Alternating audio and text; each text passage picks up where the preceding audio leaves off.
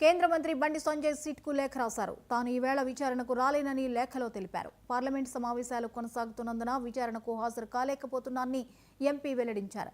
ఈ నెల 28న విచారణకు వస్తానని సిట్కు వివరించారు.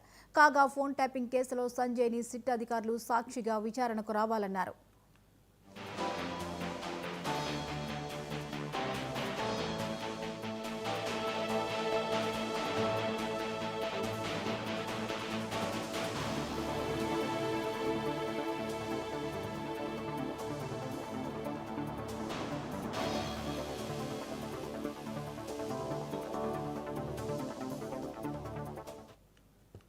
కేంద్ర మంత్రి బండి సంజయ్ సిట్కు లేఖ రాశారు. తాను ఈవేళ విచారణకు రాలేనని లేఖలో తెలిపారు.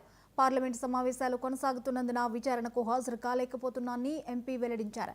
ఈ నెల 28న విచారణకు వస్తారని సిట్కు వివరించారు. కాగా ఫోన్ ట్యాపింగ్ కేసులో సంజయ్ని సిట్ అధికారులు సాక్షిగా విచారణకు రావాలన్నారు.